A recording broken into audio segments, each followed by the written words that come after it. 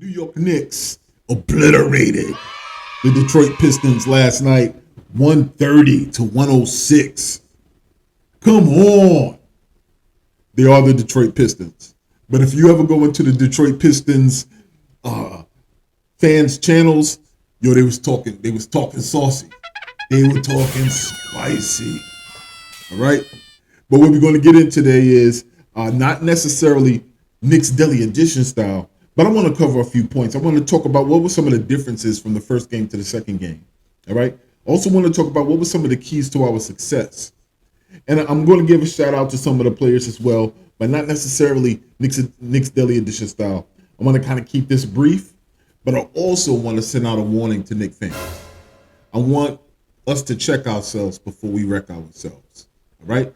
All of that in this video coming up. Sheer Brilliance Podcast. Let's go.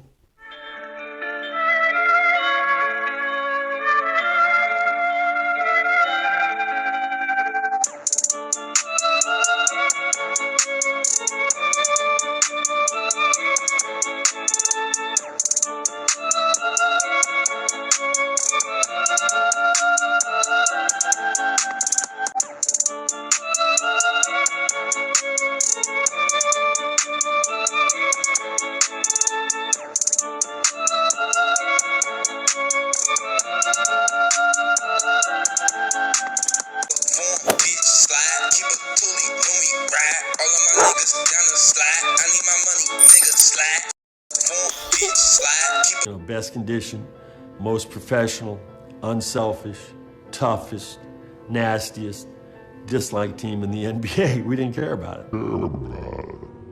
That was our identity, and that's who we were. What's going on, Knicks Nation? Welcome back to the Sheer Brilliance Podcast. All right?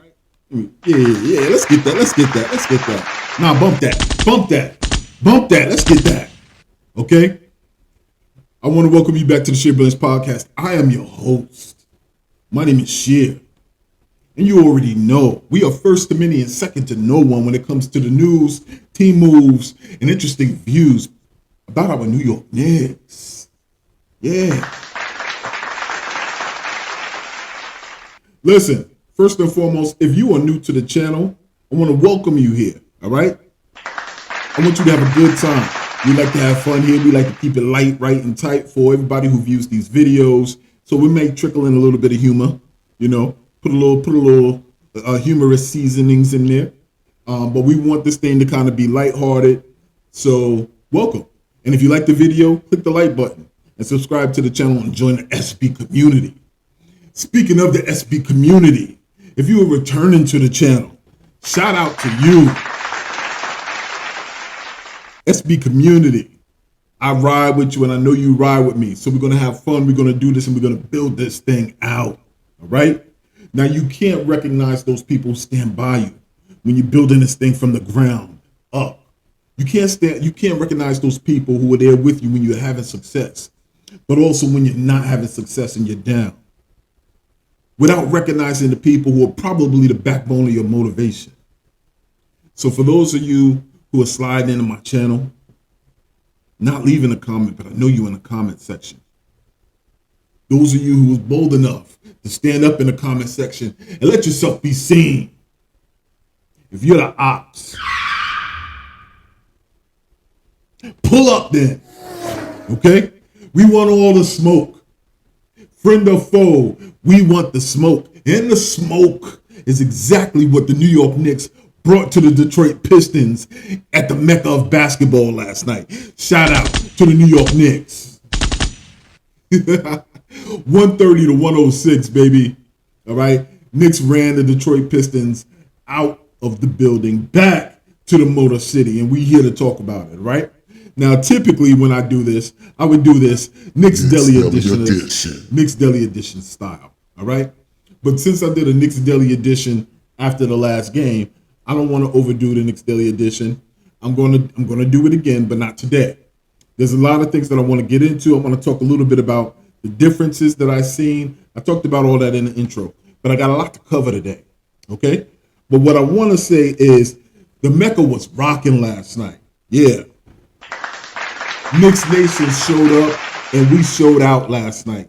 And what I love about that is anytime we do that, players go home, they look at the highlights, other fans are watching ESPN, they look at the highlights, and they see what we're doing in New York. All right, they see the differences in their home arenas versus the difference at Madison Square Garden. And there was a difference last night. Okay, now I can't cap with you. I can't cap. I was nervous. I'm not gonna lie to you. I was nervous. There was a period of time in the game around the third quarter, and I had to walk and get something to eat and go back to sit down and watch the game and say, pull it together, team, because this is very well a trap game for the New York Knicks. Historically, this is the type of game that when we play such an inspiring game against a team like the Memphis Grizzlies, who is a Western Conference contender, this is the type of game that we would come in and see one of the young bucks like Ivy or Cade Cunningham try to show out and make a name for themselves at Madison Square Garden. All right? But what I was happy about was that didn't necessarily happen. All right? The Knicks were ready for it. Not only were they ready for it, they were geared up to correct some wrongs last night. And correct they did. So it was good to see. It was good to be back at the Garden. If you watch the game, you could tell the New York Knicks had a little bit of home cooking. All right? Once again, a little bit of the Garden seasoning, James Dolan seasoning. Shout out to Kwame Brown with Mama seasoning. But the Knicks had some of the Knicks seasoning sprinkled all over that recipe. That dish was served cold last night. Okay? There was some fortuitous bounces that we had. There was some N1s. You know, there were some calls that went for us, few calls that went against us last night. But the home cooking was in the air. All right? So I was happy to see that. First and foremost, I was also happy to see, just to hear Clyde and Breen. Everything was just perfect last night. All right? But we want to jump into this. Those were some of the differences. But one thing is becoming evident. All right? Whether it's our play style, whether it's the personnel, whether it's the ability that we see from the team that's on the floor. We're fun to watch. We are a fun team to watch. And when you're a fun team to watch and you can see that energy coming through the screen, we're going to become a fun team to root for. So, you know, they have that little fake bandwagon form that floats on social media. Every time a team gets like a little string going, well, expect that form to be floating around social media pretty soon. Because a lot more people are going to watch this run we're going to make. And it's going to be easy for them to want to say, you know what, I want to ride with the New York Knicks. Okay? But I want to dive right into this thing. Listen, you can't start this video covering this New York Knicks victory if you don't talk about the Terror Squad. All right? The Terror Squad. Shout out to the Terror Squad. Okay? If you're visiting my channel for the first time, you know that when I say the Terror Squad, I'm talking about the New York Knicks bench. All right? Let's go. We're talking about Derrick Rose. We're talking about IQ. We're talking about Cam Reddish. We're talking about Hardenstein. Okay? We're talking about them boys who came out to play. They came out and they showed up. All right? If I'm missing anybody else on the bench, I apologize, but Terror Squad is back. And I have to point that out because last game, they really were looking a little bit shaky. All right, the starters really kind of carried that game. The Terror Squad got us this huge lead, extended it. All right, actually, the starters did really well. They came in, they did their thing, but the Terror Squad pushed that joint up quick. And they helped set the tone. They helped set the tone for us. I want to shout out to them. Our second unit absolutely blew the doors off of the Detroit Pistons last night. Okay? Even the coach of the Detroit Pistons, Coach Casey, even he said after the game, and I quote, their second unit is quick. Their second unit completely outplayed us, end quote. All right? So when you have the opposite coach talking a little bit about how the game went, and he specifically points out that the second unit is fast, we're going to surprise a lot of teams in this league. We're going to absolutely surprise a lot of teams in this league. So I was loving to hear that. Isaiah Hartenstein, Let me talk about this man for a second. This man is the perfect addition for the New York Knicks.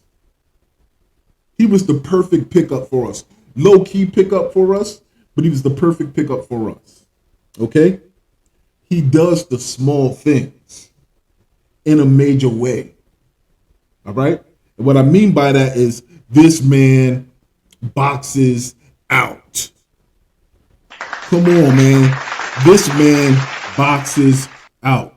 And what I mean by that is you can't overstate the importance of big men on your team, everybody on the team, just simply finding a man to box out.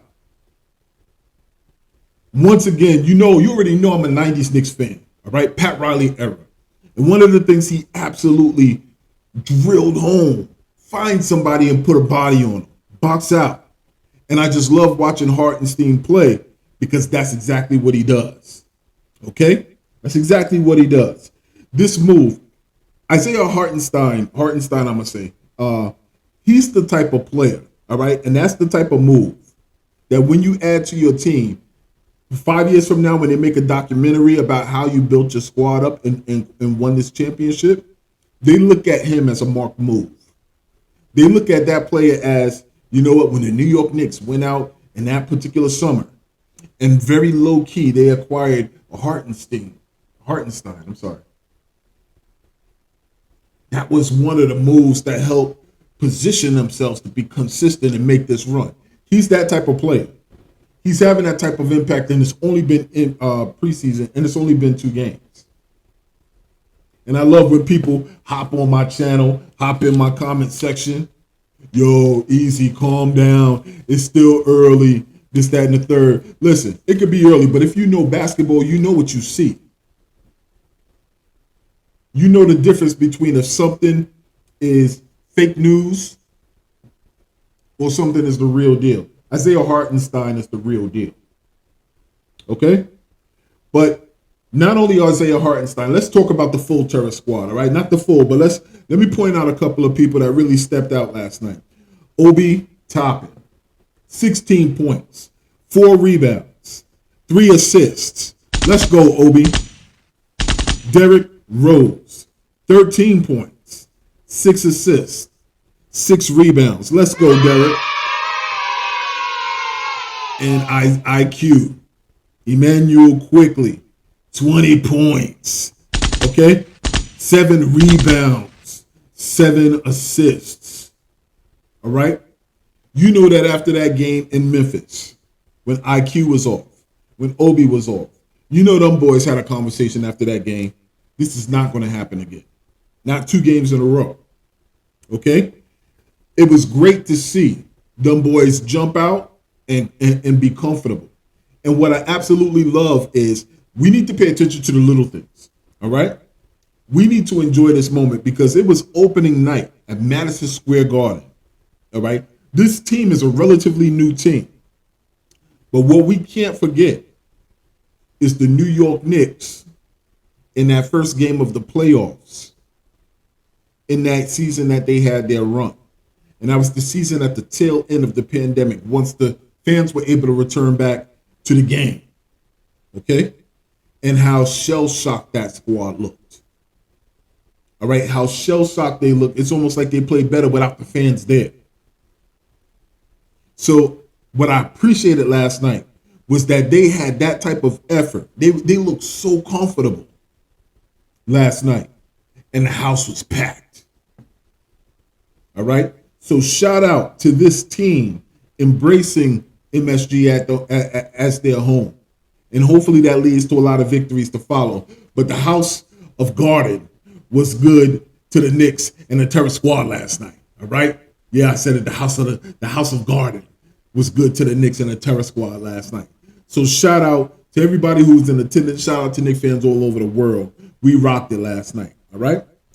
So I'm going to point out every video. I'm sure you guys have watched multiple videos celebrating. If you're like me, I like to really absorb a lot of the content after the Knicks win. You want to hear everybody's perspective.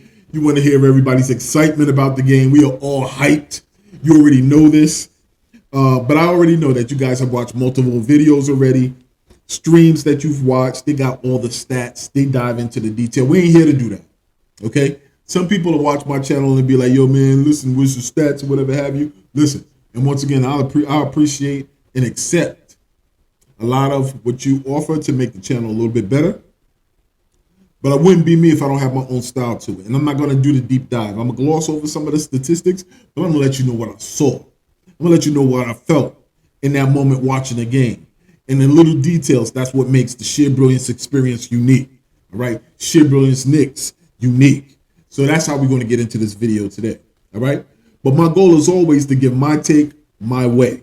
So shout out to the Terror Squad. All right?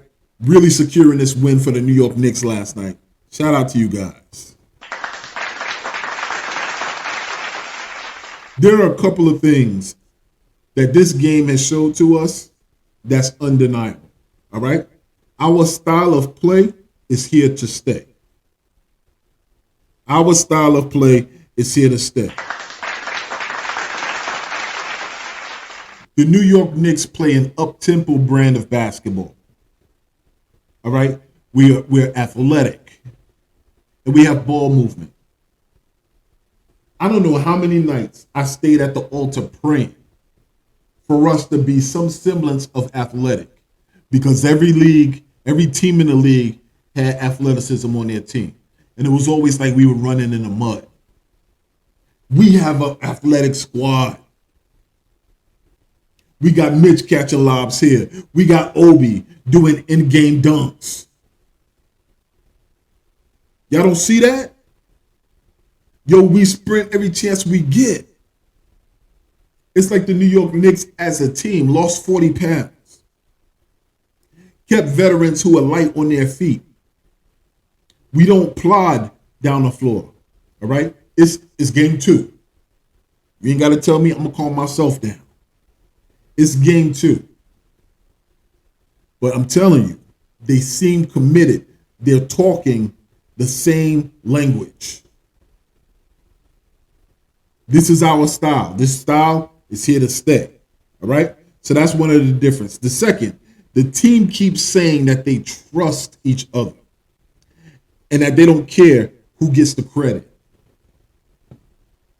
That must have been a hell of a conversation this summertime.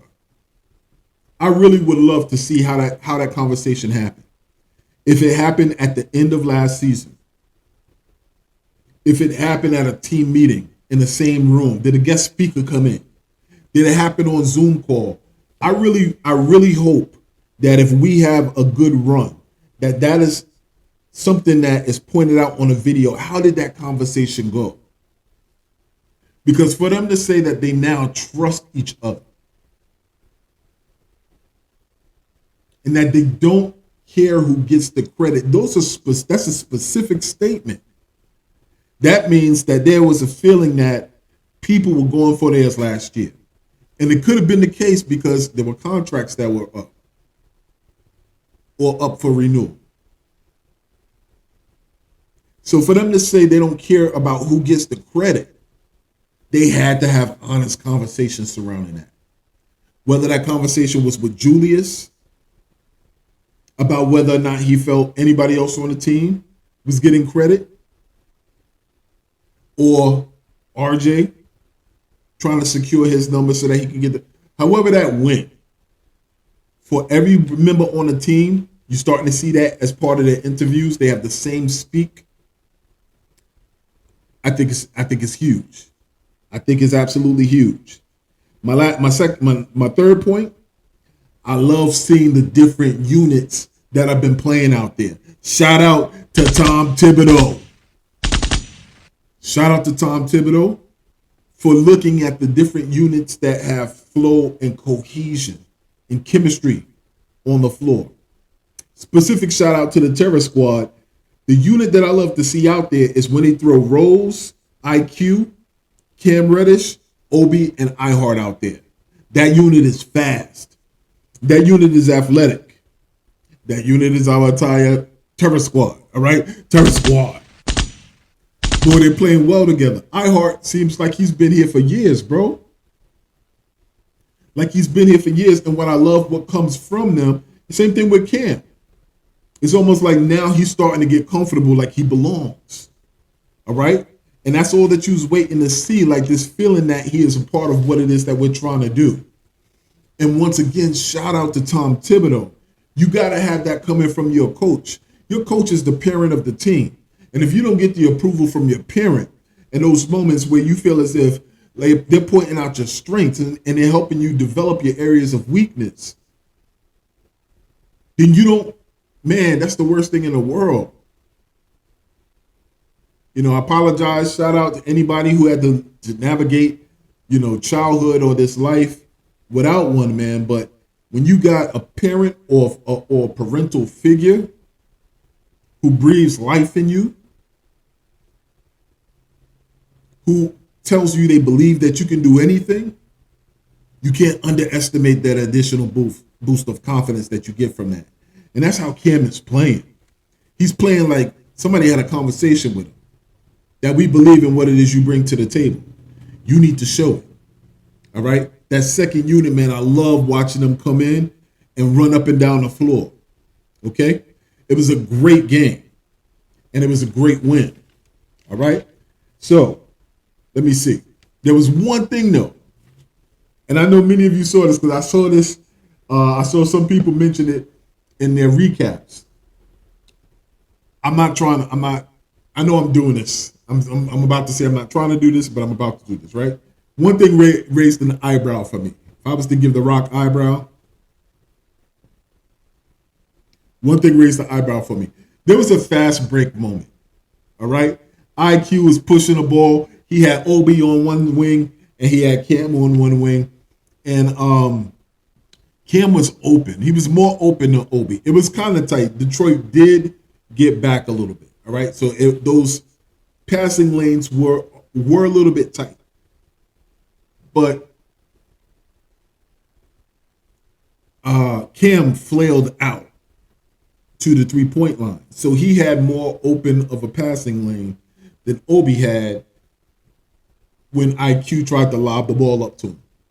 All right? And that kind of made me look at that point where it's just like, all right, how much confidence do you have in Cam? And what do y'all have a connection? Was that simply a situation where IQ was looking for his boy? Because every time they get out on the break, he's out on the break, he's programmed to get him the ball? Was there something between him and Cam? All right? And Knicks Twitter is messy as hell. And I guess I'm messy as hell for bringing it up as well. But I don't want to keep an eye on that because I really want to believe in this trust factor, and it is game 2. And there's 80 more games left. All right. So I expect that to improve, but that was just something that was very visible on television, you know, where it was just like, man, you could see they were on the wings and IQ got to the center of the floor. He had a good lane to pass Cam that ball, and he chose to try to make a difficult pass that failed, trying to get the ball to Obi. All right. And my last point about that is I'll make about the second unit. The Terror Squad continues to show confidence. All right. Tibbs continues to give the second unit confidence. What I absolutely love is he's verbalizing it. Watch his post-game interviews. There was a point in the game where IQ was bringing the ball up. He was about to take the shot, but he hesitated and he passed off. And you could hear Tibbs off screen yelling at him. You know? Like he yelling at him like, yo, take that shot. All right? Now, that's major. All right, because he had an abysmal game the game before, where you could clearly see that his confidence was a little bit shaken. But when you got the green light now, and it's also something that's different for Obi, because he mentioned it in the post-game interview as well. He said not only is that green light for IQ, that green light is for Obi as well. He said, I want them to take that shot. And I know that is music to Obi's ears because Obi talked about his confidence being shaken a little bit, where he didn't want to make a mistake because he felt like he might get pulled. All right? He has the green light this season.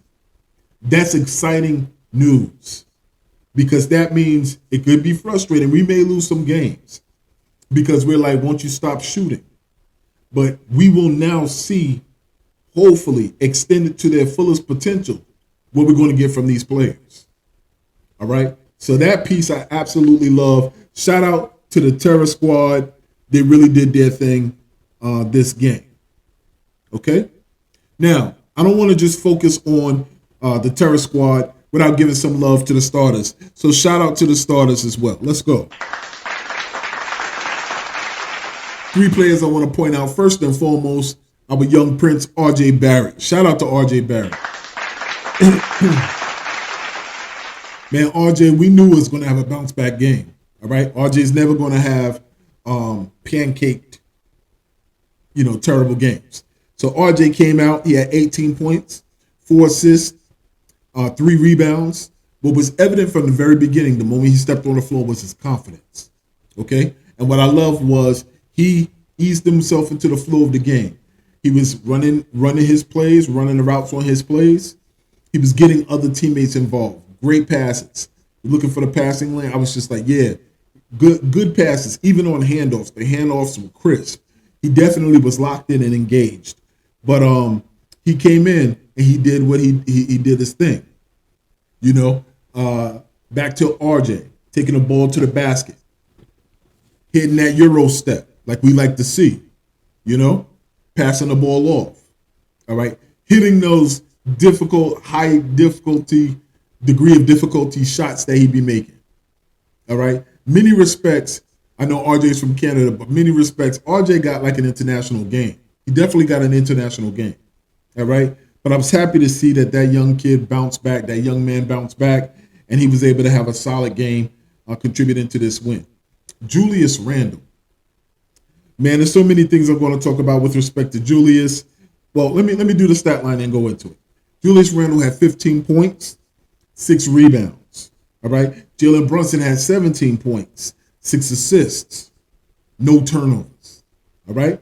RJ Barrett had 18 points, 4 assists, and 3 rebounds. Okay.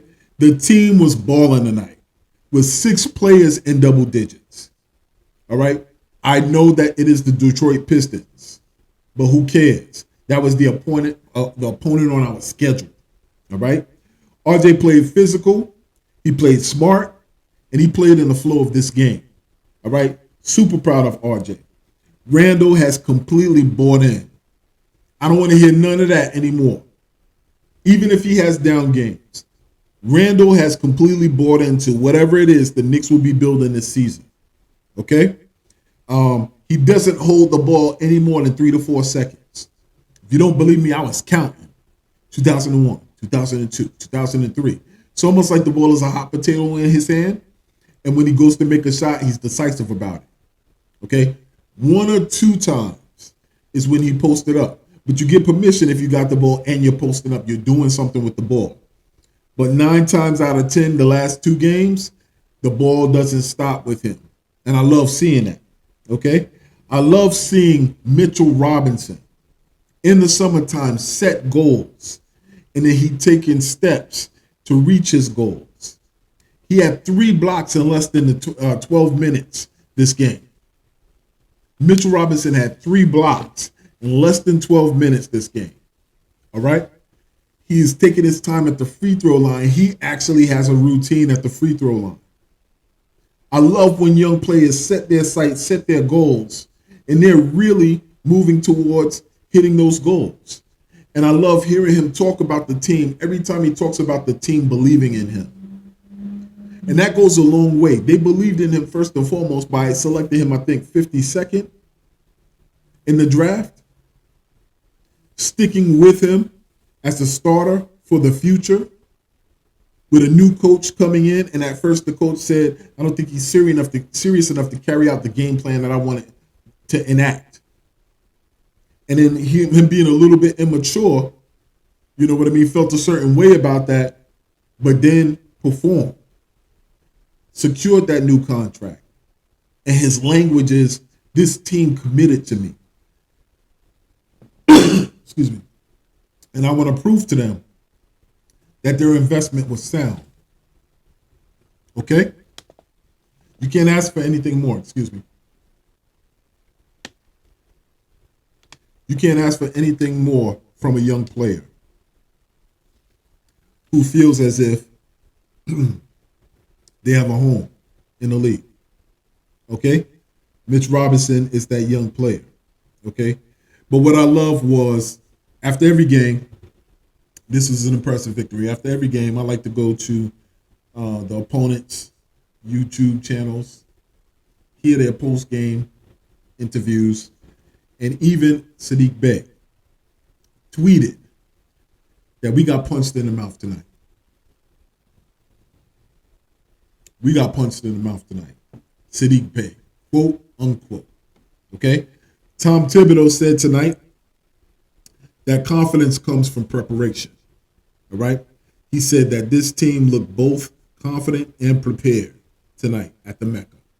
All right? So shout out to Tom Thibodeau. Shout out to the starters. Okay? Now, we get into the point where I'm just listening to these interviews. I'm listening to the language, and the language is starting to be consistent. These players communicate very well. I love that. And they're talking about the game and the culture, okay? But we got to start paying attention to what they're saying. Julius Randle said, he had several points, all right? The first 2 points I'm going to mention came from Jalen Brunson, actually. And he said, the team plays for each other, all right? He said, there are no agendas but to win. And we're going to talk a little bit about Jalen Brunson and what his style has been. But those were his quotes. He said, our team plays for each other, all right? There's no agenda but to win with our team. And then Julius Randle came at, and he also pointed out, we share the ball, we look for easy buckets, and we look to make defensive stops. We look to make defensive stops. So it's a different type of team. Just to go back to Jalen Brunson real quick, Jalen Brunson seems to echo the same sentiment that a lot of the players echo and they state in their interviews. He talked about doing whatever it takes to win.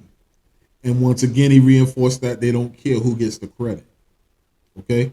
So I think, once again, that leads me to believe there was an extensive conversation or a series of conversations that they had where they talked about these points. He again made his mark on the game, this being Jalen Brunson. We cannot underestimate the value of having a solid, a good point guard. All right? New York Knicks fans, we have PTSD. And I apologize for throwing that term around. It's really loosely used these days. But we do when it comes to waiting for the other shoe to drop. Okay? And somebody pointed that out to me in my comment section. Shout out to you as well. Where you just like, yo, you need to relax. Sometimes you be over the moon. You know, we want to see consistency with this team. Listen, imagine if you applied the same thing to raising your child. And you're waiting for the child to hit that peak maturity where all of the lessons that you taught them will learn. Then you've completely missed out on the journey of your child being raised. You've missed out on all of those marked moments where they celebrated the victories and the improvement. That look on their face when they actually applied what it was that you taught them. When do you celebrate the small things? Okay? So, I won't relax. All right? Sometimes I will be over the top. Because when you see improvement after they apply things that were stated were being taught, then you know you're moving in the right direction.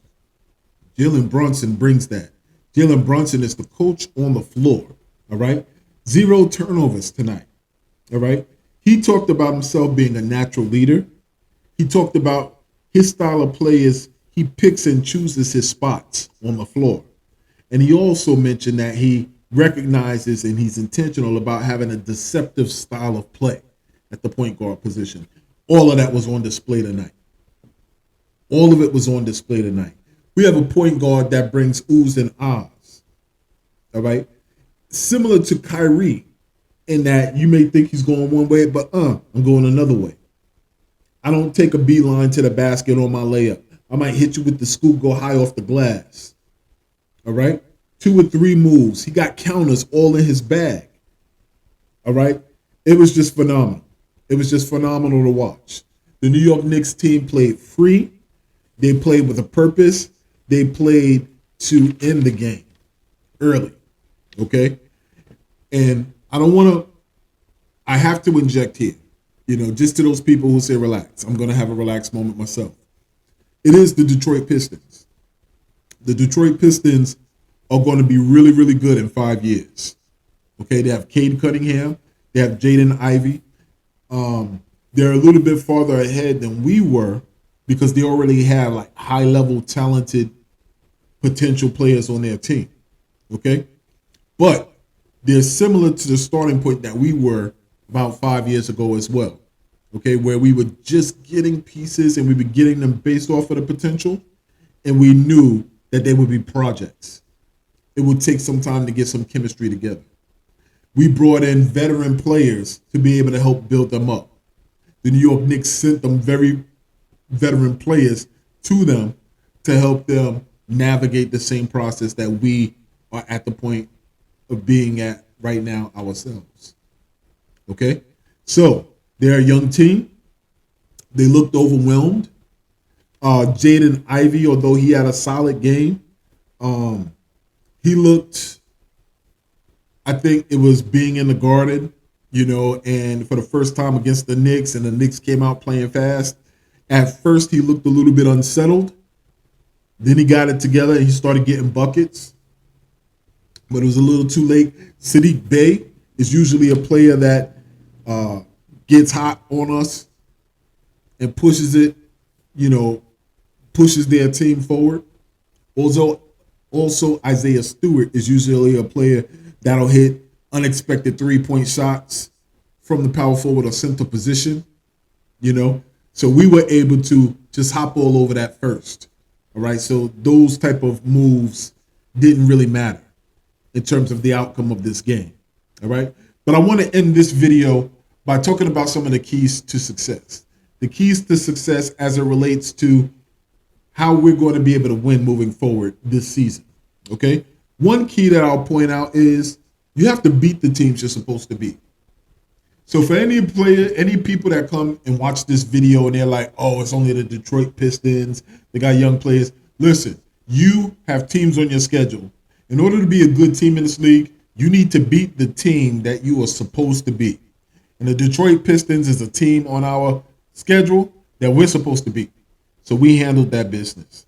Second, the game is a game of runs. And we have to keep that in mind.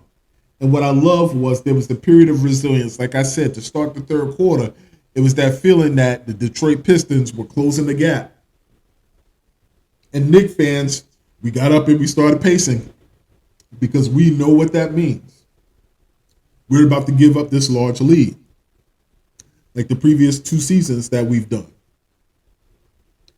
But what this team seems to understand, and the coach seems to be drilling now, is the game is a game of runs, all right? You're going to have to make them, and you're going to have to withstand them.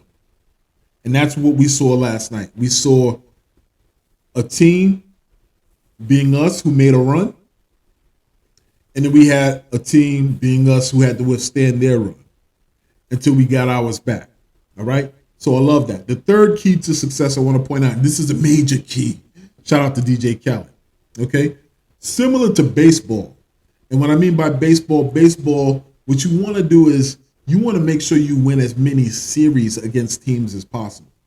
So if you got to win 2 out of 3, 3 out of 4, games or whatever, you got to win, at least one of the back-to-backs. You want to make sure that you win as many series during the season as possible, which almost guarantees you locking the playoffs up, okay?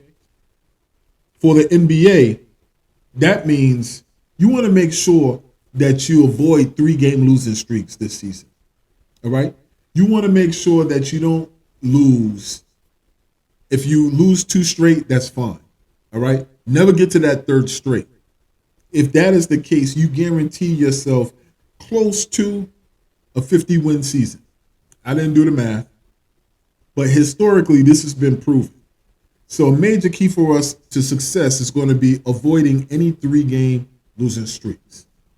Okay? All right, also, one thing I picked up, and I want to warn Knicks Nation about. And I think I'm going to end with this. All right? Let's not become the new toxic media. Let us not become the new toxic media. Let us not become the new ESPN. Okay? I'm looking at Twitter, before the game, during the game, and after the game. Okay? At what point does accountability, holding our team accountable, become negative and toxic to the Gen Z players that play this game and they live on social media? Okay? Keep in mind, this generation of player, they're so locked in with social media. Okay? We got to make sure we guard against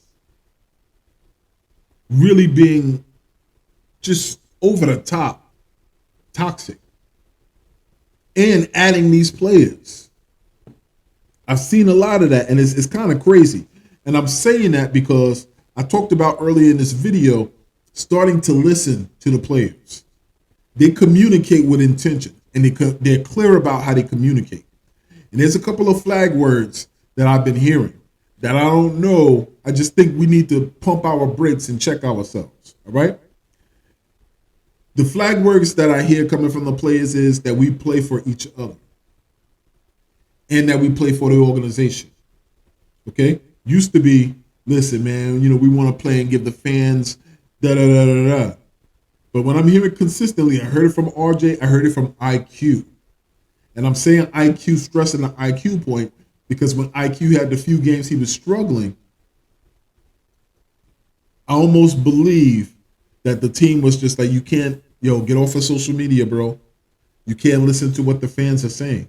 I think IQ loves us as fans, but I think that we showed him the other side when he was struggling. And I think he's starting to look at us sideways now. There was a period of time in the off season and the preseason where Obi and IQ it was during content day. And Obi was just like, yo, man, I don't do the social media like that, but IQ stay all on the social media. He's the superstar.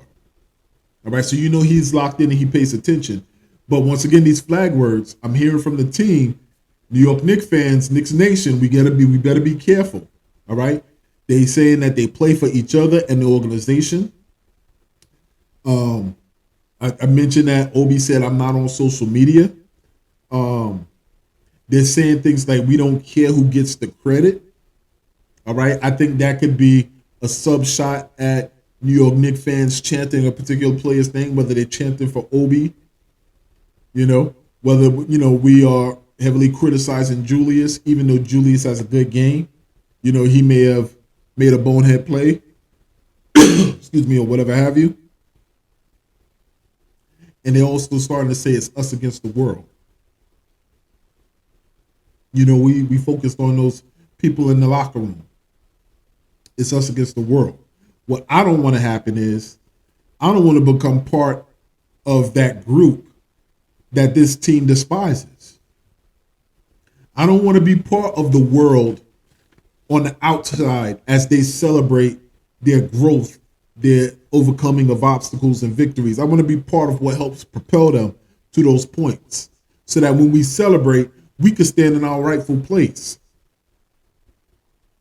as the fuel to the engine that continues to pay the players' salaries, support MSG, but loyalty that we've displayed, all of this disrespect that we've had to endure to finally get to the point where we see this team get victories and become good.